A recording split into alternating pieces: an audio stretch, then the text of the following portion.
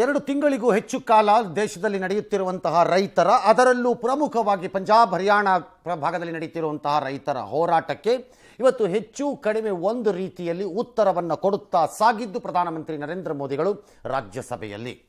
ರಾಷ್ಟ್ರಪತಿಗಳ ಭಾಷಣದ ವಂದನಾ ನಿರ್ಣಯದ ಮೇಲೆ ಮಾತನಾಡಿದ ಪ್ರಧಾನಮಂತ್ರಿಗಳು ಸುದೀರ್ಘ 1.5 ಗಂಟೆಗಳ ಕಾಲ ತಮ್ಮ ಭಾಷಣವನ್ನು ರಾಷ್ಟ್ರಪತಿಗಳ ಭಾಷಣ ವಂದನಾ ನಿರ್ಣಯಕ್ಕೆ ಮೀಸಲಿಟ್ಟಿದ್ದರು.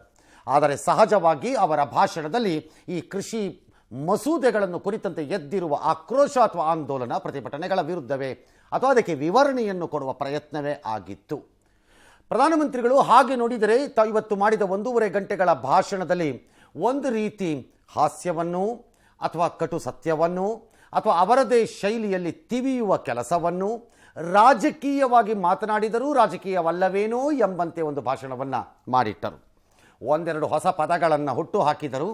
ಯಾರು ತನ್ನನ್ನು ಕೆಡವಲು ಪ್ರಯತ್ನಿಸುತ್ತಿದ್ದಾರೋ ಅವರನ್ನೇ ಕೆಡವಲು ಅವರ ಮಾತುಗಳನ್ನೇ ಉಲ್ಲೇಖಿಸುತ್ತಾ ಹೋದರು. ದೇಶದಲ್ಲಿ ಹೋರಾಟ ನಡೆಯುತ್ತಿರುವಂತಹ ವಿರುದ್ಧ ಅಂತಾರಾಷ್ಟ್ರೀಯ ಮಟ್ಟದಲ್ಲಿ ನಡೆಯುತ್ತಿರುವ ಪಿತೂರಿಯನ್ನು ಗುರುತಿಸಿದರು. ಈ 1.5 ಗಂಟೆ ಭಾಷಣದಲ್ಲಿ ಅವರು ಹಲವು ದಶಕಗಳಿಂದ ಕೃಷಿ ಸುಧಾರಣೆಗಳು ಈ ದೇಶದಲ್ಲಿ ನಿಂತು ಹೋಗಿದೆ. ದಶಕಗಳಿಂದ ಈಗ ಏನಾದರೂ ಸರಿ ಒಂದಿಷ್ಟು ಸುಧಾರಣೆಗಳು ಆಗಲೇಬೇಕಾದ ಪರಿಸ್ಥಿತಿ ಬಂದಿದೆ. ಒಂದು ವೇಳೆ ನಾವೇನಾದರೂ ರಾಜಕೀಯ ಎಂದುಕೊಂಡು ಸುಮ್ಮನಾಗಿ ಬಿಟ್ಟರೆ ನಾವು ರೈತರನ್ನು ಕತ್ತಲ ಜಗತ್ತಿಗೆ ದೂಡುತ್ತಿದ್ದೇವೆ ಎಂಬುದನ್ನು ಮರಿಬೇಡಿ ಅಂತ ಹೇಳಿದರು. ಕನಿಷ್ಠ ಬೆಂಬಲ ಬೆಲೆ ಬಹಳ ಪ್ರಮುಖ ಅಂಶ. ಅದು ಈ ನಡೀತಾ ಇರೋ ಹೋರಾಟದಲ್ಲಿ ಅದನ್ನು ಸ್ಪಷ್ಟಪಡಿಸಿದ್ರು. ಹಿಂದೆ ಇತ್ತು, ಈಗ ಇದೆ, ನಾಳೆಯೂ ಇರುತ್ತೆ ಅಂತ ಹೇಳಿಕೊಂಡ್ರು. ಪ್ಲಸ್ APMC ಮಾರುಕಟ್ಟೆಗಳನ್ನು ಮುಚ್ಚಲ ಬಲಯುತಗೊಳಿಸ್ತಾ ಹೋಗ್ತೀವಿ ಅಂತ ಹೇಳಿದ್ರು. ಅಂತಿಮವಾಗಿ ಅವರು ಬಯಸಿದ್ದು ಪ್ರತಿಪಕ್ಷಗಳು ನೀವು ಆಂದೋಲನವನ್ನು ಬೇಕಾದರೆ ಮಾಡಿಕೊಳ್ಳಿ, ನಿಮ್ಮ ಹಕ್ಕದು, ಏನು ಬೇಕಾದ್ರೂ ಮಾಡ್ಕೊಳ್ಳಿ, ಆದರೆ ದೇಶಕ್ಕೆ ಕೆಟ್ಟ ಹೆಸರು ತರುವ ರೀತಿಯಲ್ಲೋ ಅಥವಾ ರೈತರನ್ನು ದಿಕ್ಕು ತಪ್ಪಿಸುವ ರೀತಿಯಲ್ಲೋ ಮಾಡೋಕ್ಕೆ ಹೋಗಬೇಡಿ, ನನ್ನನ್ನು ವಿರೋಧ ಮಾಡಿಕೊಳ್ಳಿ ಬೇಕಿದ್ದರೆ ಅಂತ ಹೇಳಿದ್ರು. ಈ ಮಧ್ಯೆ ರೈತರನ್ನೂ ಮಾತುಕತೆಗೆ ಕರೆದರು. ಮುಂದೆ ಬನ್ನಿ, ಒಂದು ಹೆಜ್ಜೆ ಮುಂದಿಟ್ಟು ನಂತರ ಆಲೋಚಿಸಿ ನೀವು ಕೂಡ ಅಂತ ಅವರಿಗೂ ಕೊಟ್ಟು. ಚಳವಳಿಯಲ್ಲಿ ವೃದ್ಧರು ಎಲ್ಲ ಪಾಲ್ಗೊಂಡ್ರೆ ನನಗೆ ನೋವಾಗಿದೆ ಅಂತಂದರು. ಬಟ್ ಅಂತಾರಾಷ್ಟ್ರೀಯ ಪಿತೂರಿ ಬಗ್ಗೆ ಮಾತ್ರ ತಮ್ಮ ಅಸಮಾಧಾನವನ್ನು ಮುಲಾಜಿಲ್ಲದೆ ಹೊರಗೆ ಹಾಕಿದ್ರು. ಪ್ಲಸ್ ಕರ್ನಾಟಕದ ಸಂಬಂಧ ಸಂಪರ್ಕ ಏನಾದರೂ ಇರಬೇಕಲ್ಲ ಎಲ್ಲ ಕಡೆ, ಅದರ ಪರಿಣಾಮ ಇವತ್ತು ದೇವೇಗೌಡರ ಕುರಿತು ಪ್ರಧಾನಮಂತ್ರಿಗಳು ಆಡಿದ ಮಾತುಗಳು. ಮೊದಲು ಅವರ ಮಾತುಗಳನ್ನು ಕೇಳೋಣ. आदरणीय सभापति जी, सदन में किसान आंदोलन की भरपूर चर्चा हुई है. किस बात को लेकर के आंदोलन है उस पर सब मौन रहे और हम लगातार आंदोलन से जुड़े लोगों से प्रार्थना करते हैं कि आप आंदोलन करना आपका हक है, लेकिन इस प्रकार से बुजुर्ग लोग वहां बैठे ये ठीक नहीं है. आप उनको सबको ले जाइए, आप आंदोलन को खत्म कीजिए. आगे बढ़ने के लिए मिल बैठ करके चर्चा करेंगे, रास्ता खुले है. ये सब हमने कहा है. मैं आज भी इस सदन से माध्यम से भी निमंत्रण देता हूं. मैं विश्वास दिलाता हूं कि मंडियां अधिक आधुनिक बने, अधिक प्रतिस्पर्धी होगी. इतना ही नहीं, MSP है, MSP था, MSP रहेगा. इस सदन की पवित्रता समझे हम. लेकिन मैं देख रहा हूं इन दिनों एक नया FDI मैदान में आया है और ये नया FDI है फॉरेन डिस्ट्रक्टिव आइडियोलॉजी. इस FDI से देश को बचाने के लिए हमने और जागरूक रहने की जरूरत है. किसानों की आय बढ़ाने के जो दूसरे उपाय हैं उन पर भी हमें बल देने की जरूरत है. ಹಾಗೆ ನೋಡಿದ್ರೆ ಪ್ರಧಾನಮಂತ್ರಿಗಳು ಸಾಕಷ್ಟು ತಮ್ಮಲ್ಲಿರುವಂತಹ ಸರ್ಕಾರಿ ಅಂಕಿಅಂಶಗಳನ್ನು ಹೇಳುತ್ತಾ ಹೋದರು. ಪ್ಲಸ್ ಅವರು ಕೊಟ್ಟಂತಹ ಉದಾಹರಣೆ ಹೇಗಿತ್ತು ಅಥವಾ ಹೋಲಿಕೆ ಯಾವುದಿತ್ತು ಅಂತಂದರೆ ಹೈನುಗಾರಿಕೆ ವರ್ಸಸ್ ಕೃಷಿ. ಹೈನುಗಾರಿಕೆ ಕ್ಷೇತ್ರದಲ್ಲಿ ಆಗಿರುವಂತಹ ಬದಲಾವಣೆಗಳಿಂದಾಗಿ, ಸುಧಾರಣೆಗಳಿಂದಾಗಿ, ಉದಾಹರಣೆಗೆ ಖಾಸಗಿಯವರು ಇದ್ದಾರೆ ಮತ್ತು ನಮ್ಮ ಸಹಕಾರಿ ಸಂಘದಲ್ಲೂ ಕ್ಷೇತ್ರದಲ್ಲೂ ಹೇಗೆ ಮುಂದುವರೆದಿದ್ದಾರೆ. ಈ ಎರಡರ ಪರಿಣಾಮ ಇವತ್ತು ಅದರಿಂದ ದೇಶದ ಒಟ್ಟಾರೆ ಸಂಪತ್ತು ಉತ್ಪಾದನೆಯಲ್ಲಿ ಇರುವಂತಹ ಪ್ರಮಾಣ ಎಷ್ಟು ಅಂಶ, ಕೃಷಿ ಇಷ್ಟು ದೊಡ್ಡದಿದ್ದರೂ ಇರುವುದು ಎಷ್ಟು ಕಡಿಮೆ ಅನ್ನೋದನ್ನು ತೋರಿಸ್ತಾರೆ. ಹಾಗಾಗಿ ಇದಕ್ಕೆ ಕೊಟ್ಟ ಮಾತ್ರಕ್ಕೆ ಸಮಸ್ಯೆ ಆಗತ್ತೆ ಅಂತ ಅನ್ಕೋಬಾರ್ದು ಯಾರುವೆ. ಬಟ್ ಎರಡನೇದು ಜೊತೆಯಲ್ಲಿ ಅವ್ರು ಹೇಳಿದ್ದು ಯಾವುದೇ ಒಬ್ಬ ರಾಜಕಾರಣಿ ಅಥವಾ ದೇಶದಲ್ಲಿರೋರು ಕೃಷಿ ಕ್ಷೇತ್ರದಲ್ಲಿ ಸುಧಾರಣೆ ಬೇಡ ಅನ್ನೋ ರೀತಿ ಹೇಳಿ ನೋಡೋಣ ಅಂತ ಅವ್ರು ಕೇಳಿದ್ರು. ಏನೋ ಸುಧಾರಣೆ ಆಗಲೇಬೇಕಾಗಿದೆ ಈ ಕೃಷಿ ಕ್ಷೇತ್ರಕ್ಕೆ. ಅದು ಎಷ್ಟಾಗಬೇಕು, ಹೇಗಾಗಬೇಕು ಅನ್ನೋದೇ ಪ್ರಶ್ನೆನೇ ಹೊರತು ಅದು ಬಿಟ್ಟು ಕೃಷಿ ಕ್ಷೇತ್ರದಲ್ಲಿ ಆಗಲೇಬಾರದು ಅಂತಂದ್ರೆ ಹೇಗೆ ಸಾಧ್ಯ? ಅದು ಇವರಿಂದ ಆಗಬಾರ್ದು ಅನ್ನೋದಾ ಅಥವಾ ಹೇಗೆ ಸರ್? ಅದು ಯಾರ್ದಾರು ಆಗಲಿ, ಎಲ್ಲ ಸರ್ಕಾರಗಳಿದ್ದಾಗಲೂ ಹಾಗೆ ಆಗುತ್ತೆ. ಕಾಂಗ್ರೆಸ್ ಸರ್ಕಾರ ನರಸಿಂಹರಾಯರ ಸರ್ಕಾರ ನಡೆಸ್ತಿದ್ದಾಗ ಕಾಂಗ್ರೆಸ್ ನೇತೃತ್ವದಲ್ಲಿ ಹಲವಾರು ಉದಾರೀಕರಣ ನೀತಿಯನ್ನು ತಂದಾಗ ಎಡಪಕ್ಷಗಳು ಮತ್ತು ಭಾರತೀಯ ಜನತಾ ಪಕ್ಷವು ಸ್ವಲ್ಪ ಮಟ್ಟಿಗೆ ಸಾಕಷ್ಟು ಹಂತಗಳಲ್ಲಿ ಅದನ್ನು ವಿರೋಧ ಮಾಡಿದ್ದು ಉಂಟು. ಹಾಗಾಗಿ ಎಲ್ಲ ಬದಲಾವಣೆಗಳನ್ನು ಪ್ರತಿರೋಧ ತರುವುದು ಒಂದು ರೀತಿ ಯಥಾವತ್ವಾದಿಗಳ ಮನಸ್ಸಿರುತ್ತೆ. ಅದು ನಮ್ಮೆಲ್ಲರಿಗೂ, ಯಾಕಂದ್ರೆ ನಾವು ಸೆಟ್ಲ್ ಆಗಿರ್ತೀವಿ. ಯಾಕೆ ಬೇಕು ಸವಾಸ? ಚೆನ್ನಾಗಿ ನಡ್ಕೊಂಡು ಹೋಗ್ತಿಲ್ವಾ? ಯಾಕೆ ಬೇಕಪ್ಪ ಗ್ರಾಚಾರ? ಸುಮ್ಮನೆ ನಡ್ಕೊಂಡು ಹೋಗ್ತಿರೋದನ್ನ ಬಿಟ್ಬಿಡ್ಬೇಕಪ್ಪ ನಡ್ಕೊಂಡು ಹೋಗೋಕೆ. ಯಾಕೆ ಬೇಕು ಬದಲಾವಣೆ? ಸುಮ್ಮನೆ ಅದೇ ಹೊಡೆದ್ರೆ ಬಿಸಿ ಹೊಡೆದ್ರೆ ಮಾತ್ರನೇ ಆಗೋದಿದು. ಇದು ಪರೀಕ್ಷೆ ನೀವು ಟ್ರೈ ಮಾಡ್ಬೇಕಷ್ಟೇ. ಹೇಗಾಗತ್ತೋ ಗೊತ್ತಿಲ್ಲ, ಬಟ್ ಒಂದು ಪ್ರಯತ್ನ ಮಾಡಬೇಕು. ನೀವು ಮಾಡ್ದೇನೆ ಇದ್ರೆ ಹೇಗೆ ಅಂತ ಪ್ರಧಾನಮಂತ್ರಿಗಳ ವಾದ. ಪ್ರಯತ್ನ ನಡೆಸಬೇಕು. ಹೈನುಗಾರಿಕೆ ಕ್ಷೇತ್ರದಲ್ಲಾಗಿರುವ ಪ್ರಯತ್ನ ಇಲ್ಲಿ ಯಾಕೆ ಆಗಬಾರದು? ರೈತ ತನಗೆ ಬೇಕಾದ ಬೆಳೆಯನ್ನ ಬೇಕಾದ ಕಡೆಯಲ್ಲಿ ಬೇಕಾದ ಬೆಲೆಗೆ ಅವನು ಮಾರ್ಕೊಳ್ಳೋ ಹಕ್ಕನ್ನು ನೀವು ಯಾಕೆ ಕಸ್ಕೋತೀರಿ? ಆ ಹಕ್ಕು ನಾವು ಕೊಡ್ತಾ ಯಾಕೆ ಕಸ್ಕೋತೀರಿ ಅಂತ ಇವ್ರ ವಾದ. ಈ ವಾದವನ್ನ ಬಹಳ ಬಲವಾಗಿಯೇ ಪ್ರತಿಪಾದಿಸ್ತಾ ಹೋದ್ರು. ಅಫ್ಕೋರ್ಸ್ ಉಳಿದ ಎಲ್ಲ ಇದರ ಮಧ್ಯದಲ್ಲಿ ತಮಾಷೆಗಳು, ಜೋಕ್ಗಳೆಲ್ಲ ಒಂಥರ ಏಟ್ ಕೊಡ್ತಾ ಹೋಗಿದ್ದವರು. ಫಾರ್ ಎಕ್ಸಾಂಪಲ್ ಒಂದು ಉದಾಹರಣೆಗೆ ಹೇಳ್ತೀನಿ. ಇವತ್ತು ಹುಟ್ಟು ಹಾಕಿದ್ರ ಒಂದರಲ್ಲಿ ಅವರು, ಈ ದೇಶ ನಾವು ಸ್ವಾತಂತ್ರ್ಯ ಬಂದಾದ್ಮೇಲೆ ಅಥವಾ ಮೊದಲಿಂದಾನು ನಾವು ಕೆಲವು ಪದಗಳನ್ನು ನೋಡಿದ್ದೇವೆ, ಕೆಲವು ವರ್ಗದ ಜನರನ್ನು ನೋಡಿದ್ದೇವೆ.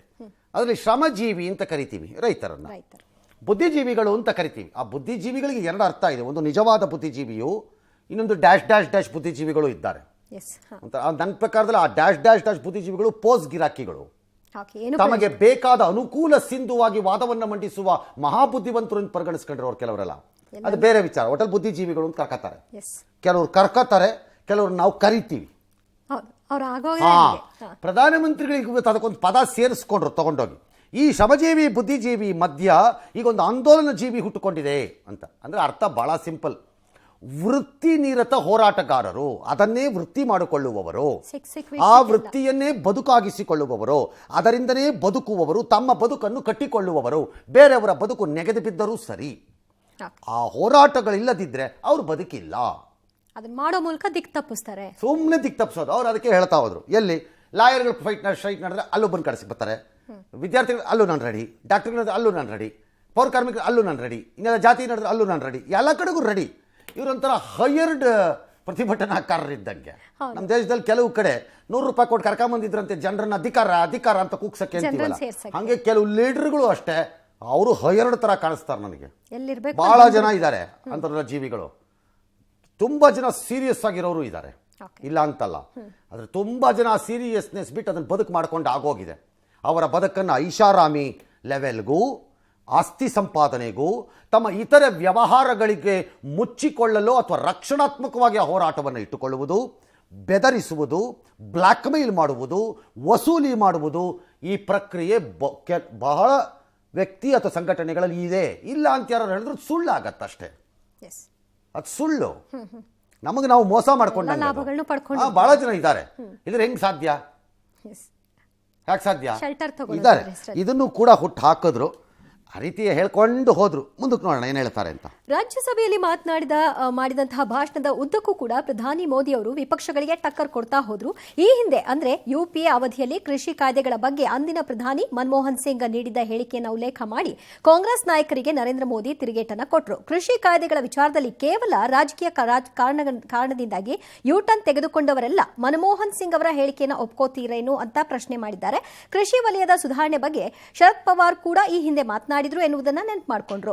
ಲಾಲ್ ಬಹದ್ದೂರ್ ಶಾಸ್ತ್ರಿ ಕಾಲದಲ್ಲಿಯೂ ಕೂಡ ಇಂಥದ್ದೇ ವಿರೋಧ ಎದುರಾಗಿತ್ತು ಎಂಬುದನ್ನು ಪ್ರಧಾನಿ ಮೋದಿ ಅವರು ಉಲ್ಲೇಖ ಮಾಡಿದ್ರು. ಎಡಪಕ್ಷಗಳನ್ನ ತರಾಟೆಗೆ ತೆಗೆದುಕೊಂಡ್ರು. आदरणीय डॉक्टर मनमोहन सिंह जी यहाँ मौजूद है. मैं उन्हीं का एक कोट आज पढ़ना चाहता हूँ. हो सकता है जो यूटर्न कर रहे हैं वो मेरी बात माने या न माने, मनमोहन सिंह जी की तो बात जरूर मानेंगे. It is our intention to remove all those handicaps which come in the way of India realizing its vast potential as one large common market. आप लोगों को गर्व होना चाहिए। देखिए, मनमोहन सिंह जी ने कहा था वो मोदी को करना पड़ रहा है, गर्व कीजिए। हरित क्रांति के समय जो कृषि सुधार हुए, तब भी जो आशंकाएं हुई, जो आंदोलन हुए, शास्त्री जी का हाल ये था कि अपने ಮನಮೋಹನ್ ಸಿಂಗ್ ಹಿಂದೆ ಯಾವಾಗಲೂ ಕೃಷಿ ಸುಧಾರಣೆ ಬಗ್ಗೆ ಸುಧಾರಣೆಗಳು ಮಾತಾಡೋ ನನ್ನ ಲೆಕ್ಕಾಚಾರದಲ್ಲಿ ಕಾಂಗ್ರೆಸ್ ಆಗಲಿ ಬಿಜೆಪಿ ಆಗಲಿ ಅಥವಾ ಇನ್ನೊಂದು ಪಾರ್ಟಿ ಆಗಲಿ ಯಾರೇ ಆಗಲಿ ಓಕೆ ಕೃಷಿಯಲ್ಲಿ ಸುಧಾರಣೆಗಳಾಗಬಾರದು ಅಂತ ಹೇಳೋರು ಯಾರೂ ಇದ್ದಂಗಿಲ್ಲ ನನಗೆ. ಇರಬಾರ್ದು ಅವ್ರು ವಿರೋಧ ಮಾಡಲ್ಲ. ಈಗ ಹೆಂಗಿದೆಯೋ ಹಂಗೆ ಇರಬೇಕು. ಈಗ ಅವನು ರೈತ ಎಂಬುವನು ನೇಗಿಲಲ್ಲೇ ಉಳಬೇಕು, ಅವನು ಟ್ರ್ಯಾಕ್ಟರ್ ಯೂಸ್ ಮಾಡಬಾರ್ದು ಅಂತಾನೋ ಅಥವಾ ಇನ್ಯಾವುದೋ ಹೊಸ ಸೀಡ್ ಯೂಸ್ ಮಾಡಬಾರ್ದು, ಆಗಲ್ಲ ರಿಸ್ಕ್ ಬೇಡ. ಈಗ ಆಗಲ್ಲ, ಅಪ್ಡೇಟ್ ಆಗ್ಲೇಬೇಕು. ನೀವು ಬೇರೆ ದಾರಿ ಇಲ್ಲ, ಬದಲಾವಣೆಗೆ ಹೇಗೆ ಎಷ್ಟು ಅನ್ನೋದಕ್ಕೆ ಯಾವಾಗಲೂ ಪ್ರತಿರೋಧ ಇರುತ್ತೆ. ಮನಮೋಹನ್ ಸಿಂಗ್ ಹೇಳಿದ್ದೇನು, ರೈತರು ಎದುರಿಸುವ ಎಲ್ಲ ಸಮಸ್ಯೆಗಳು ಏನೇನು ಇರಿಟೇಷನ್ಗಳಿರುತ್ತವೆ ಸಂಬಂಧಗಳು ಕಿತ್ತು ಹಾಕಬೇಕು, ಮುಲಾಜಿಲ್ದೆ ಕಿತ್ತು ಹಾಕಬೇಕು. ಅದನ್ನು ಮಾಡಿ ಭಾರತದ ಒಂದು ದೊಡ್ಡ ಮಾರುಕಟ್ಟೆಯ ಎಲ್ಲ ಲಾಭಗಳನ್ನು ರೈತ ಬಳಸಿಕೊಳ್ಳುವಂತೆ ಆಗಬೇಕು ಅನ್ನೋದು ಮನಮೋಹನ್ ಸಿಂಗ್ ಅವರು ಹೇಳಿದ್ದು. ಕಾಂಗ್ರೆಸ್ ಒಂದೇ ಮುಂದಕ್ಕೆ ಹೋಗಿತ್ತು ಈ ವಿಚಾರದಲ್ಲಿ. APMCಗಳೇ ರಕ್ತ ಹೀರುವ ಸಂಸ್ಥೆಗಳು ರೈತರದ್ದು, ದಲ್ಲಾಳಿಗಳಿದ್ದಾರಲ್ಲಿ ದಲ್ಲಾಳಿಗಳಿಂದ ಮುಕ್ತ ಮಾಡಬೇಕು ರೈತರನ್ನ ಅಂತಾನೆ ಕಾಂಗ್ರೆಸ್ ಹೇಳಿದ್ದು. ಇವತ್ತದು ರಿವರ್ಸ್ ಆಗಿದೆ. ದಟ್ಸ್ ಓಕೆ, ಅವ್ರವ್ರದ್ದು ರಾಜಕಾರಣಕ್ಕೆ ತಕ್ಕಂತೆ ಅವ್ರು ರಿವರ್ಸ್ ಆಗಿರ್ತಾರೆ. ಬಿಜೆಪಿಯವರು ಹಿಂದೆ ಹೇಳಿದ್ದಕ್ಕೆ ಯಾವುದಕ್ಕೂ ರಿವರ್ಸ್ ಆಗಿರೋದು ಉಂಟು, ಇಲ್ವೇ ಇಲ್ಲ ಅಂತ ಅಲ್ಲ. ಇವರು ರಿವರ್ಸ್ ಆಗಿದ್ದಾರೆ. ಬಟ್ ಇವ್ರು ರಿವರ್ಸ್ ಆಗೋದು ಪ್ರೋ ಮಾಡೋದನ್ನ ರೈತರು ನೋಡಬಾರ್ದು ಅಷ್ಟೇ. ನಿಮಗೇನು ಸರಿ ಇದೆ ಅದನ್ನ ನೋಡ್ಬೇಕು ನೀವೀಗ. ನಿಮ್ಗೆ ಬೇಕಾ ಬೇಡವಾ ಅದು ನೋಡಿ. ಪ್ಲಸ್ ಹೇಳ್ತಿರೋದ್ರದ್ದು ಲಾಭ ಆಗತ್ತಾ ಆಗಲ್ವಾ ಅಂತ ಇವತ್ತೇ ಚರ್ಚೆ ಆಗಲ್ಲ, ತೀರ್ಮಾನ. ಉದಾರೀಕರಣ ಈ ದೇಶವನ್ನ ಧೂಳೆಬ್ಬಿಸ್ಬಿಡುತ್ತೆ ಅನ್ನೋದು ಎಲ್ಲರ ನಿರ್ಧಾರ ಆಗೋಗಿತ್ತು. ಎಲ್ಲರ ನಿರ್ಧಾರ WTO ಉದಾರೀಕರಣ ನೀತಿಗಳು ಇವೆಲ್ಲ ನಮ್ಮನ್ನು ಧೂಳೆಬ್ಬಿಸಿ ಹಾಳು ಮಾಡಾಕ್ಬಿಡತ್ತೆ ನಮ್ಮನ್ನ ಅಂತಾನೆ ಇತ್ತು. ಹಂಗೇನ ಆಗ್ಲಿಲ್ಲ ಆ ಥರ. ಹಾಗಾಗಿ ಕಾಯಬೇಕು, ಯಾವುದಾದ್ರು ಒಂದು ಪ್ರಯತ್ನವನ್ನು ಮಾಡಿ ನೋಡಬೇಕು. ರೈತನೂ ತನ್ನ ಭೂಮಿಯಲ್ಲಿ ಪ್ರಯೋಗ ಮಾಡದಿದ್ದರೆ ಫಸಲಿನಲ್ಲಿ ಹೆಚ್ಚು ಕಡಿಮೆ ಬರಲ್ಲ. ಹಂಗಾಗ್ಬೇಕು. ಬಟ್ ನೋಟ್ ಬ್ಯಾನ್ ಟೈಮ್ ಅಲ್ಲೂ ಕೂಡ ನೀವು 30 ದಿನ ಟೈಮ್ ಕೊಡಿ, 50 ದಿನ ಟೈಮ್ ಕೊಡಿ ಅಂದ್ರೆ ಈಗಲೂ ಟೈಮ್ ಕೊಡಿ ಅಂತಿದ್ರೆ ಎಷ್ಟು ದಿನ ಟೈಮ್ ಕೊಡ್ಬೇಕು ನಿಮಗೆ ಅಂತ ಕೇಳ್ತೀವಿ. ಕೊಡಿ ಏನೀಗ ಪ್ರಜಾಪ್ರಭುತ್ವದಲ್ಲಿ ಬ್ಯೂಟಿ ಅಂದ್ರೆ ತಾಳ್ಮೆ. ಕೊಡಿ ಟೈಮ್ನ, ಏನೀಗ ಟೈಮ್ ಕೊಡಿ. 1.5 ವರ್ಷ ಈ ಕಾಯ್ದೆಗಳನ್ನ ನಾವು ಹಾಲ್ಟ್ ಮಾಡ್ತೀವಿ, ನಿಲ್ಲಿಸ್ತೀವಿ, ಸ್ಥಗಿತಗೊಳಿಸ್ತೀವಿ ಅಂತ ಕೇಂದ್ರ ಸರ್ಕಾರ ಹೇಳಿದೆ. ಏನದ್ರ ಅರ್ಥ ಏನು? ಬಹಳ ಸರಳ. ಈ ಕಾಯ್ದೆಯನ್ನ ಹಿಂದಕ್ಕೆ ಪಡೆದರೆ ಯಾವುದೇ ಒಂದು ಸರ್ಕಾರ ಹಿಂದಕ್ಕೆ ಪಡೆದ್ರು ಸತ್ರು ಬಿಜೆಪಿ ಅವರು ಹೆಂಗೆ ಅಂತ ಸ್ಟಾರ್ಟ್ ಆಗತ್ತೆ ಅಂತ ಅವ್ರಿಗೂ ಗೊತ್ತದು. 1.5 ವರ್ಷ ತಡೀತೀವಿ ಅಂದ್ರೆ ಆಸ್ ಗುಡ್ ಆಸ್ ಸ್ಥಗಿತಗೊಳಿಸ್ತಿದೀವಿ ಅಂತಾನೆ ಅರ್ಥ. ಇನ್ನೇನಾದ್ರೂ ಅರ್ಥ ತೆಗ್ದಾಕ್ತಿದೀವಿ ಅಂತಾನೂ ಅಲ್ಲ ಅಷ್ಟೇ. ಸ್ಥಗಿತ ಅಂದ್ರೆ ಈ ಅವಧಿಯಲ್ಲಿ ಏನಾಗುತ್ತೆ ನೋಡಿ. For example Sharad Pawar agriculture minister ಆಗಿದ್ದಾಗ ಅವ್ರು ಬೇಕಾದಷ್ಟು ಕ್ಯಾಂಪೇನ್ ಮಾಡಿದ್ದಾರೆ, ಅಗ್ರಿಕಲ್ಚರ್ ರಿಫಾರ್ಮ್ಸ್, ಕೃಷಿ ಸುಧಾರಣೆಗಳಾಗಬೇಕು. ಇವತ್ತಿಲ್ಲ, ರಿವರ್ಸ್ ಹೊಡೆದು ನಿಂತಿದ್ದಾರೆ. ಏನ್ ಮಾಡಕ್ಕಾಗತ್ತೆ ಅದಕ್ಕೆ? ಯಾರ್ಯಾರು ಪಕ್ಷದ ತೀರ್ಮಾನ ಅಂತ ಗುಲಾಂ ನಬಿ ಆಜಾದ್ ಅವ್ರು ಹೇಳ್ತಾ ಇದ್ರಿ. ಇವತ್ತು ನೀವು ಜಮ್ಮು ಕಾಶ್ಮೀರದನ್ನೆಲ್ಲ ಸ್ವಲ್ಪ ಒಳ್ಳೆ ಮಾತುಗಳನ್ನ ಆಡಿದ್ರಿ. ಅದೇನೋ ಕೌನ್ಸಿಲ್ ಎಲೆಕ್ಷನ್ಗಳು, ಅಲ್ಲಿ ಲೋಕಲ್ ಎಲೆಕ್ಷನ್ಗಳು ಮಾಡಿದ್ದು ಡ್ಯಾಶ್ ಅಂತೆಲ್ಲ. ನೋಡಿಪ್ಪ, ಯೋಚನೆ ಮಾಡ್ಕೊಳ್ಳಿ, ನನಗೆ ಭಯ ಆಗ್ತಿದೆ. ಯಾಕಂದ್ರೆ ನಿಮ್ಮ ಪಕ್ಷದಲ್ಲಿ ಅದನ್ನ ಹೆಂಗೆ ತಗೋತಾರೋ ಏನೋ ಯಾರಿಗೆ ಗೊತ್ತು. ಆಮೇಲೆ ನಿಮ್ಮನ್ನ ನೆಗೆಟಿವ್ ಆಗಿ ತಗೊಂಡ್ಬಿಟ್ಟು ನಿಮ್ಗೆ ಏನೇನು ಮಾಡ್ತಾರೋ ಆಮೇಲೆ ಇಲ್ಲೇ ಪ್ರಾಬ್ಲಮ್ ಆಗಿರುತ್ತೆ. ಕಾಂಗ್ರೆಸ್ ಯಾ ಬಿಜೆಪಿ,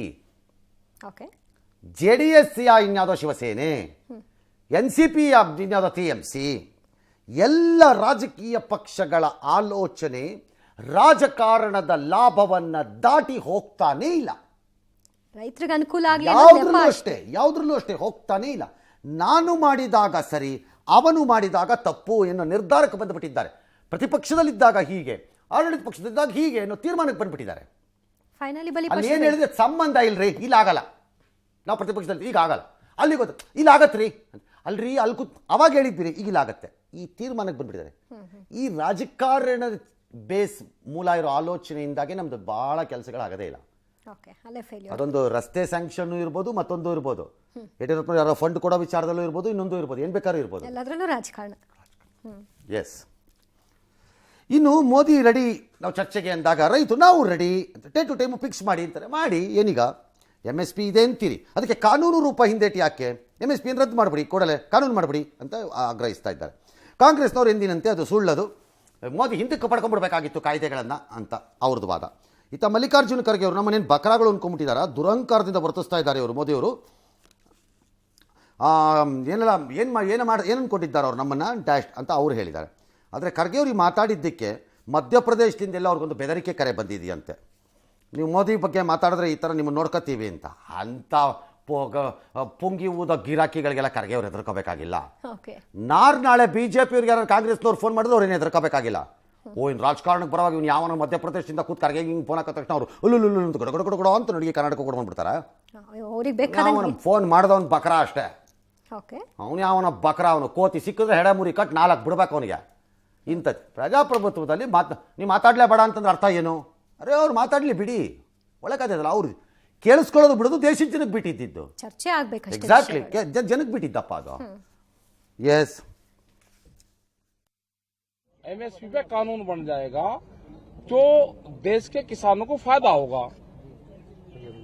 अब MSP पे कानून नहीं है तो व्यापारी आधे में लूटता है उसको। अब इसका अगला एजेंडा ದೇಶದ ಜವಾನರ ಬಗ್ಗೆ ಏನು ಹೇಳ್ತಾರೆ, ದೇಶದ ರೈತರ ಬಗ್ಗೆ ಏನು ಹೇಳ್ತಾರೆ, ಕೋವಿಡ್ ಬಗ್ಗೆ ಏನು ಹೇಳ್ತಾರೆ, ಇದು ಎಲ್ಲನೂ ಕೂಡ ನಾವು ನಿರೀಕ್ಷೆ ಮಾಡಿದ್ದೇವೆ. ಆದರೂ ತಮ್ಮ ಯಥಾ ಪ್ರಕಾರ ಭಾಷಣವನ್ನು ಮಾಡಿ ಅವರು ಬಿಟ್ಟು ಈ ಸದನದ ಮುಖಾಂತರ ಆಶ್ವಾಸನೆ ಕೊಟ್ಟಿದ್ರೆ ರೈತರಿಗೆ ಒಂದು ಸಮಾಧಾನ ಆಗ್ತಿತ್ತು. ನೆಮ್ಮದಿ. MSP ಒಂದು ವಾದ ಇದೆ. ಈಗ MSP ಕಾನೂನು ಮಾಡಿ ಅಂತಾರೆ. ಈಗ ಇಲ್ಲಿವರೆಗೂ MSP ಕಾನೂನು ಇರಲಿಲ್ವಲ್ಲ, ಆದ್ರೂ ನಡ್ಕೊಂಡು ಬಂತಲ್ಲ, ಆಗ್ಲೂ ನಡ್ಕೊಂಡ್ ಬಂದಿದೆಯಲ್ಲ. ಹೌದು, ಅದ್ರ ಲಾಭ ಪಡ್ಕೊಂಡಿದ್ದಾರೆ. ಹಾಗಾಗಿ ಸರ್ಕಾರ ನಾಳೆ MSP ಇಳಿಸಕ್ಕಂತೂ ಆಗಲ್ವಲ್ಲ. ಇಲ್ಲ, ಯಾವ ಸರ್ಕಾರಕ್ಕೂ ಆಗಲ್ಲ. ಬರ್ಕೊಡ್ತೀನಿ, MSP ಇಳಿಸಕ್ಕಾಗಲ್ಲ, ಸಾಧ್ಯನೇ ಇಲ್ಲ. ಇಳಿಸಕ್ ಹೋದ್ರೆ ರೊಚ್ಚಿಗೆ ಬಿಡ್ತಾರೆ ಅಷ್ಟೇ ರೈತರವಾಗ. ಆ ವಿರೋಧ ಕಟ್ಕೋಬೇಕಾಗುತ್ತೆ. ಇಲ್ಲಿವರೆಗೂ MSP ಕಾನೂನು ಇಲ್ವಲ್ಲ, ಇಲ್ಲ. MSP ನಡ್ಕೊಂಡ್ ಬಂದಿದೆಯಲ್ಲ. ಹೌದು. ಈ ಯಾವ್ದಾದ್ರು ಒಂದು ಸರ್ಕಾರಕ್ಕೆ ತಾಕತ್ತಿದೆಯೇನು MSP ಇಳಿಸಕ್ಕೆ? ಆ ಧೈರ್ಯ ಯಾರು ಮಾಡ್ತಾರೆ? ಯಾರಿಗಿದೆ? ಯಾರು ತಾಕತ್ತಿದೆ ಅದು MSP ಇಳಿಸಕ್ಕೆ? ಯಾರಿಗೂ ಇಲ್ಲ, ಯಾವನಿಗೂ ಇಲ್ಲ. ಓಕೆ. ಆದರೆ ಅವರು ಕೇಳ್ತಿರೋದೇನಿದೆ, MSPನ ಎಲ್ಲ ಪ್ರಾಡಕ್ಟ್ಗಳಿಗೆ ಖರೀದಿಗೆ ಕಾನೂನು ಪ್ರಕಾರ ಕೊಟ್ಟುಬಿಡಿ ಅಂತಂದ್ರೆ ಪ್ರಾಬ್ಲಮ್ ಎಲ್ಲಿ ಬರುತ್ತೆ ಅಂತ ಕೃಷಿ ತಜ್ಞರು ಹೇಳ್ತಾರೆ. ರಿವರ್ಸ್ ವಾದ, ನನ್ನ ವಾದ ಅಲ್ಲ ಇದು, ಪರವಿರೋಧದ ವಾದ. ಒಂದು ಕಡೆ ರೈತರಿಗೆ ಒಂದು ರಕ್ಷಣೆಯನ್ನು MSP ಕಾನೂನಲ್ಲಿ ಸಿಕ್ಕಿಬಿಡುತ್ತೆ ಕಾಯ್ದೆ ಆದರೆ. ಬಟ್ ಕಾಯ್ದೆ ರೂಪ ಪಡೆದ್ರೆ ಎಲ್ಲವನ್ನ ಖರೀದಿ ಮಾಡಲೇಬೇಕಾದ ಅನಿವಾರ್ಯತೆಯೂ ಬರುತ್ತೆ. ಬೇಕೋ ಬೇಡವೋ ಗೋಧಿಗಾಗಿರೋಂಗೆ. ಹಾಗೇನು ಮಾಡ್ತೀರಿ? ಅದಕ್ಕೆ ಕೆಲವರ ಸಲಹೆ ಏನು, ಖಾಸಗಿಯವರು ಬೇಕಾದರೂ ಖರೀದಿ ಮಾಡ್ಬೋದು, ರೈತರು ಎಲ್ಲಿ ಬೇಕಾದ್ರೂ ಮಾರಬಹುದು ಅಂತ ಹೇಳ್ತೀರಲ್ಲ. ಖಾಸಗಿಯವರಿಗೂ MSP ಬೆಲೆಯೇ ಮೂಲ ಬೆಲೆ ಅಂತ ಮಾಡ್ಲಿಕ್ಕೆ ಆಗಲ್ವಾ ನಿಮಗೆ ಅಂತ ಕೇಳ್ತಿರೋದು. ನೀವೇ ಕೊಟ್ಟಿರೋ MSP ತಾನೇ ರೈತರು ಈ ಬೆಲೆಗೆ ಅರ್ಹರು ಅಂತ. ಖಾಸಗಿಯವರಿಗೂ ಒಂದು ಮೂಲ ಬೆಲೆಯನ್ನು ಕೊಡಲಿಕ್ಕೆ ಸಾಧ್ಯವಿಲ್ಲವಾ ನಿಮಗೆ? ಸಂಪೂರ್ಣವಾಗಿ ಅವರ ವಿವೇಚನೆಗೆ ಬಿಟ್ಟುಬಿಟ್ಟಾಗ ಹತಾಶೆ ಮತ್ತು ಅನಿವಾರ್ಯತೆಯಲ್ಲಿ ಸಿಕ್ಕಾಕೊಳ್ಳೋ ರೈತನ್ನ ಅವರು ಹಿಂಡು ಬಿಡಬಹುದೇನೋ? ಹಿಂಡ್ತಾರೆ. ಬಟ್ ಅವ್ರ ಜೊತೆ ಮುಂದುವರಿಸಬೇಕಾ ಬೇಡ ಅನ್ನೋ ಅಧಿಕಾರನೂ ರೈತನಿಗೆ ಇರುತ್ತೆ. ನಿಜ, ಅದು ಅನಿವಾರ್ಯತೆ, ಹತಾಶೆ ಮುಂದುವರಿಬೇಕು. ನೀವು ಒಂದು ಮನೆಗೆ ಬಾಡಿಗೆಗೆ ಹೋಗ್ತೀರಿ, ಆ ಮನೆ ಬಾಡಿಗೆ ನಿಮ್ಗೆ ಮನೆ ಬೇಕೇ ಬೇಕಾಗಿದೆ, ಅನಿವಾರ್ಯತೆ ಮತ್ತು ಹತಾಶೆಯಲ್ಲಿ ಇರ್ತೀರಿ. ಆ ಮನೆ ಬಾಡಿಗೆಗೆ ಬೇಕೇ ಬೇಕು. ಆಗ ಅವ್ರು ನಿಮ್ಗೊಂದು 200 ರೂಪಾಯೋ ಜಾಸ್ತಿ ಹೇಳಿದ್ರೆ ಏನು ಮಾಡ್ತೀರಿ? ಹಾಳಾಗೋಗ್ಲಿ ಬಿಡು, ಇನ್ನೇನು ಮಾಡ್ಕೊಳ್ಳೋಣ ಅಂತ ಹೋಗಲ್ವಾ? ನಿಮ್ಗೆ ಹಕ್ಕಿರ್ಲಿಲ್ವಾ? ನನಗೆ ಈ ಮನೆ ಬೇಡ, ಇನ್ನೊಂದು ಮನೆಗೆ ಹೋಗ್ತೀನಿ ಅನ್ನಕ್ಕೆ ನಿಮ್ಗೆ ಹಕ್ಕಿರ್ಲಿಲ್ವಾ? ಹಾಗೇನು ಮಾಡ್ತೀರಿ? ಅದೇ ಸಮಸ್ಯೆಗೆ ಬಹಳ ಸಣ್ಣ ರೈತರುಗಳು ಅಥವಾ ದೊಡ್ಡ ರೈತರುಗಳು, ಯಾರೋ ಸಣ್ಣ ರೈತರೇ ಜಾಸ್ತಿ ಸಿಗಾಕೋತಾರೆ ಅವತ್ತಿನ ದಿನ. ಹಾಗಾಗಿ ಅದು ಒಂದಿದೆ, ಇದೇ ಚರ್ಚೆಗೆ ತರಬೇಕು, ಮಾತಾಡಿದ್ರೆ ಚರ್ಚೆಗೆ ತರಬೇಕು ಅನ್ನೋದು. ಏನೂ ಚರ್ಚೆಗೆ ತರಲ್ಲ, ಅದು ಬೇಡ ಅಂದ್ರೆ ಓಕೆ, ವಾಟ್ ನೆಕ್ಸ್ಟ್? ಸುಧಾರಣೆನಲ್ಲಿ ಮುಂದೇನು ಸುಧಾರಣೆ? ಹಾಗಾದ್ರೆ ಸುಧಾರಣೆ ಆಗ್ಬೇಕು ಅಂದ್ರೆ ಏನ್ ಸುಧಾರಣೆ? ಯಾರೊಬ್ರು ಹೇಳ್ಬೇಕಲ್ಲ, ಅದನ್ನ ಯಾರು ಹೇಳಲ್ಲ, ಹೇಳ್ತಾ ಇಲ್ಲ. ಇನ್ನು ಪ್ರಧಾನಿ ಮೋದಿಯ ಮೇಲ್ಮನೆ ಭಾಷಣದಲ್ಲಿ ಕೃಷಿ ಕ್ಷೇತ್ರಕ್ಕೆ ಮಾಜಿ ಪ್ರಧಾನಿ ದೇವೇಗೌಡರ ಕೊಡುಗೆಯನ್ನ ಶ್ಲಾಘನೆ ಮಾಡಲಾಯಿತು. ಕೃಷಿ ಕ್ಷೇತ್ರದ ಬಗ್ಗೆ ಅಪಾರ ಜ್ಞಾನ ಹೊಂದಿರುವಂತಹ ದೇವೇಗೌಡರು ಕೂಡ ಕೃಷಿ ಕಾಯ್ದೆಯನ್ನ ಬೆಂಬಲಿಸಿದ್ದಾರೆ. ಇದಕ್ಕೆ ನಾವು ಆಭಾರಿಯಾಗಿದ್ದೀವಿ ಅಂತ ಪ್ರಧಾನಿ ಹೇಳಿದರು. ಈ ಮಧ್ಯೆ ಪ್ರಧಾನಿ ಮೋದಿ ಮಾತನಾಡುವ ಭರದಲ್ಲಿ ಬಾಯ್ತಪ್ಪಿ ಭಾರತದ ಮೊದಲ ಪ್ರಧಾನಿ ಸುಭಾಷ್ ಚಂದ್ರ ಬೋಸ್ ಅಂತ ಹೇಳಿದ್ರು, ನೆಹರು ಹೆಸರನ್ನ ಹೇಳಿಲ್ಲ. ಇದಕ್ಕೆ ಸೋಷಿಯಲ್ ಮೀಡಿಯಾದಲ್ಲಿ ಟೀಕೆಗಳು ವ್ಯಕ್ತವಾಯಿತು. ಬಂಗಾಳ ಚುನಾವಣೆಯನ್ನ ಗಮನದಲ್ಲಿಟ್ಟುಕೊಂಡೇ ಮೋದಿ ಉದ್ದೇಶಪೂರ್ವಕವಾಗಿ ಈ ತರ ಮಾಡಿದ್ದಾರೆ ಅನ್ನುವಂಥ ಮಾತುಗಳು ಕೂಡ ಕೇಳಿಬಂದವು. मैं आदरणीय देवेगौड़ा जी का बहुत आभारी हूं कि उन्होंने इस पूरी चर्चा को एक गांभीर्य दिया और उन्होंने सरकार के जो अच्छे प्रयास है उसकी सराहना भी की, क्योंकि वो किसानों के लिए समर्पित रहे हैं जीवन भर, और उन्होंने इस सरकार के प्रयासों की सराहना भी की और उन्होंने अच्छे सुझाव भी दिए. मैं आदरणीय देवेगौड़ा जी का हृदय से आभार व्यक्त करता हूं. भारत का राष्ट्रवाद ना तो संकीर्ण है न स्वार्थी है. ದೇವೇಗೌಡರು ಆಗ ಹೇಳಿದ್ದೆ ದೇವೇಗೌಡರು ಅದ್ರಲ್ಲೇನು ತಪ್ಪಿಲ್ಲ. ಯಾರೋ ಒಬ್ರು ಈಗ ಗುಲಾಂ ನಬಿ ಆಜಾದ್ ಅಂತ ಕೇಳಿದ್ರು ಹಂಗಾರೆ. ಹೌದು. ಹಾಗಾಗಿ ದೇವೇಗೌಡರು ಕೇಳಿದ್ದಕ್ಕೆ ಅದಕ್ಕೆ ಇನ್ನೇನೋ ಒಂದು ದೊಡ್ಡ ಇದಿಲ್ಲ ಈಗ. ಲಿಂಕ್ ಮಾಡೋದಲ್ಲ. ಹಂಗೇನು ಇದ್ದಂಗೆ ಕಾಣಿಸ್ತಿಲ್ಲ ನನಗೆ. ಓಕೆ. ಈಗ ಅದಕ್ಕೆ ಟಕ್ಕಂತ ಬೇರೆ ಅರ್ಥ ತರ್ಬಿಡ್ಬೋದು ಯಾರು. ನಮಗೆ ಗೊತ್ತಪ್ಪ ಎಲ್ಲ ಏನು ಅಂತ. ಎಲ್ಲ ಡೀಲು ಡೀಲ್ ಏನು ಡೀಲ್ ಸರ್? ಅದೇ ಕರ್ನಾಟಕದಲ್ಲಿ ಡೀಲ್ ಆಗೋಗಿದೆ. ಓಕೆ. ಅವ್ರ ಜೊತೆಯಾಗಿ ಹೋಗೋದು. ಎಲ್ಲ ಲೆವೆಲ್ಗೆ ಬಂದ್ಬಿಟ್ರಪ್ಪ ಈಗ. ಇನ್ನು ಮುಗೀತು ಕತೆ ಅಷ್ಟೇ. ಅವರಿಬ್ರು ಒಂದೇ ಬಿ ಟೀಮು. ನ್ಯಾಚುರಲ್ ಅಲ್ವಾ ಸರ್? ಏನ್ ಪಾಲಿಟಿಕ್ಸ್ ಅಲ್ಲೇ ನೋಡೋದು ಮತ್ತೆ ವಾಪಸ್ ಅದೇ ಪಾಲಿಟಿಕ್ಸ್ಗೆ ಹೋಗುತ್ತೆ. ಅದೇ ದೇವೇಗೌಡರು ಸರ್ಕಾರ ಮಾಡೋದಕ್ಕೆ ಕಾಂಗ್ರೆಸ್ಗೆ ಬೆಂಬಲ ಕೊಟ್ಟಾಗ ಅದು ಡೀಲ್ ಇರಲ್ಲ. ಅವ್ರ ಜೊತೆ ಅವ್ರು ಬರ್ಬೋದು. ಅದು ಅವ್ರಿಗೆ ಅನುಕೂಲ ಆಯ್ತು. ಹಿಂಗೆ ಆಗೋದು ಹಿಂಗೆ. ಅಥವಾ ಬಿಜೆಪಿ ಅವ್ರದ್ದು ಅಷ್ಟೇ. ಅದೇ ದೇವೇಗೌಡರು ಕಾಂಗ್ರೆಸ್ ಜೊತೆಗೆ ಬಿಜೆಪಿ ಮಾತಕ್ಕೆ ತಪ್ಪದವ್ರು ಕಣ್ರಿ. ವಚನ ಭ್ರಷ್ಟರು ಇವರು, ವಾಚನ ಭ್ರಷ್ಟರು. ಓಕೆ. ಇದು ಅವರವರ ಅನುಕೂಲ ಸಿಂಧು. ಇದು ಸೋಷಿಯಲ್ ಮೀಡಿಯಾ ಬಿಟ್ಬಿಡಿ. ಮೋಸ್ಟ್ ನೆಗೆಟಿವ್ ಥಾಟ್ ಪ್ರಾಸೆಸ್ಗಳು ರನ್ ಆಗ್ತಿರೋ ಯಾವುದಾದ್ರೂ ಒಂದು ಜಾಗ ಇದ್ರೆ ಅದು ಅದೇನೇ ನನ್ನ ಪ್ರಕಾರ. ನಾನು ಇದನ್ನು ಹೇಳಿದಾಗ ಯಾರು ಬರ್ಕೊಂಡ್ರು ಬರ್ಕೊಳ್ಳಿ, ನಾ ಕೇರೇ ಮಾಡಲ್ಲ ಅದಕ್ಕೆ. ಓಕೆ. ನೆಗೆಟಿವ್ ಒಂದು ವೇದಿಕೆ. ಯಾಕಂದರೆ ನಂದೊಂದು ಪಾಲಿಸಿ ಇದೆ. ಭಾಳ ಹಿಂದೆ ಒಂದ್ಸರಿ ಹೇಳಿದ್ದೀನಿ, ನಿಂತಿದ್ದು ಇನ್ನೊಂದು ಹೇಳ್ತೇನೆ. ನಿಮ್ಮ ಜೀವನವನ್ನು ಬದಲಿಸುವಂತಹ ವ್ಯಕ್ತಿ ಅಥವಾ ನಿಮ್ಮ ಜೀವನದ ಮೇಲೆ ಪರಿಣಾಮ ಬೀರಬಹುದಾದ ವ್ಯಕ್ತಿ ಆತ ಯಾವುದಾದ್ರೂ ಒಂದು ಕ್ರಿಟಿಸಿಸಮನ್ನು, ಒಂದು ಟೀಕೆಯನ್ನು, ಒಂದು ಸಲಹೆಯನ್ನು ಕೊಟ್ಟರೆ ಅದನ್ನು ನಾವು ಗಂಭೀರವಾಗಿ ನಮ್ರತೆಯಿಂದ ಸ್ವೀಕರಿಸಬೇಕು. ಅದು ನಮ್ಗೆ ಅನುಕೂಲ ಇರುತ್ತೆ. ನಮ್ಮ ಜೀವನದ ಬೆಳವಣಿಗೆ ಅಥವಾ ಮುಂದೆ ಅಭಿವೃದ್ಧಿಯಲ್ಲಿ ಒಂದು ಲವಲೇಶ ಗುಲುಗಂಜಿಯಷ್ಟು ಪಾಲನೆಯಿಂದ ಯಾವನೋ ಥರ್ಡ್ ಪಾರ್ಟಿ ಕುಟ್ಕೊಂಡು ಮಾಡಿದ್ದಕ್ಕೆ ನೀವು ಯಾಕ್ರೀ ತಲೆ ಕೆಡಿಸ್ಕೊತೀರಿ? ಇಗ್ನೋರ್ ಮಾಡಬೇಕು. ಯಾಕೆ ಕೆಡಿಸ್ಕೊತೀರಿ? ಹೌದು ಅಲ್ವಾ? ಬಟ್ ಅದು ಗುಡ್ ಇದ್ರೆ ತಗೊಳ್ಳಿ, ಸಲಹೆ ಇದ್ರೆ ತಗೊಳ್ಳಿ. ಕಂಪ್ಲೀಟ್ಲಿ ನೆಗೆಟಿವ್ 30 ಅದೇ ಕೆಲಸ ಮಾಡ್ಕೊಂಡು ಕೂತಿದ್ರೆ ಯಾವನ್ ಕೇಳ್ತಾನೆ ಅದನ್ನು? ಅವ್ರು ಪುರ್ಸತ್ತಾಗಿರ್ತಾರೆ, ಮಾಡ್ಕೊಂಡು ಹೋಗಪ್ಪ ಅಂತಾರೆ ಅಷ್ಟೇ. ಎಸ್, ಮುಂದಕ್ಕೆ ಹೋಗೋಣ. ಗ್ರೇಟಾ ಥರ್ನ್ಬರ್ಗ್ ಟೂಲ್ ಕಿಟ್ ಮೂಲಕ ರೈತದಲ್ಲಿ ನಡೆದಿತ್ತು. ಅದು ಯಾವ್ಯಾವ ಫಾರಿನವರೆಲ್ಲ ಟ್ವೀಟ್ ಹಾಕೊಂಡು ಕೂತಿದ್ರು, ನಮ್ಮ ದೇಶದವರು ಹಾಕಿದ್ರಪ್ಪ. ಈಗ ಅದಕ್ಕೆ ಮಹಾರಾಷ್ಟ್ರ ಸರ್ಕಾರ ಹೇಳ್ತಾರಂತೆ, ಈ ಸೆಲೆಬ್ರಿಟಿಗಳೆಲ್ಲ ಯಾರ್ಕಾರು ಒತ್ತಡದಿಂದ ಮಾಡಿದ್ದಾರೋ ಎಲ್ಲ ಒಂದೇ ಥರ ಕಾಣಿಸ್ತಾ ಇದೆಯಲ್ಲ, ಸ್ವಲ್ಪ ಯಾರ್ದೋ ಒತ್ತಡ ಆದಂಗಿದೆ, ಹಾಗಾಗಿ ನಾವು ತನಿಖೆ ಮಾಡ್ತೀವಿ ಅಂತ. ನಿಮಗೆ ಬೇರೆ ಕೆಲಸವಿಲ್ಲ ಹೇಳ್ತೀರಿ ಮಹಾರಾಷ್ಟ್ರ ಗೌರ್ಮೆಂಟ್ನವ್ರಿಗೆ. ಸತ್ಯವಾಗ್ಲೂ ನಿಜವಾಗ್ಲೂ ಕಾದಿದೆ ಅವ್ರಿಗೆ ಸರಿಯಾದ ಒಂದು ಪಾಠ ಎಲ್ಲೋ ಒಂದು ಹತ್ತಿರದಲ್ಲೆಲ್ಲೋ. ಇಲ್ದಿದ್ರೆ ಹಿಂಗೆ ಇಲ್ಲ, ಯಾವನಾರು ಮಾಡ್ತಾರೆ. ಎಲ್ಲ ಮಾಡಿರೋರು ಯಾರು? ಲತಾ ಮಂಗೇಶ್ಕರ್ ದೇಶದ್ರೋಹಿನಾ? ಸಚಿನ್ ತೆಂಡೂಲ್ಕರ್ ಏನು ದೇಶ ವಿರೋಧಿನಾ?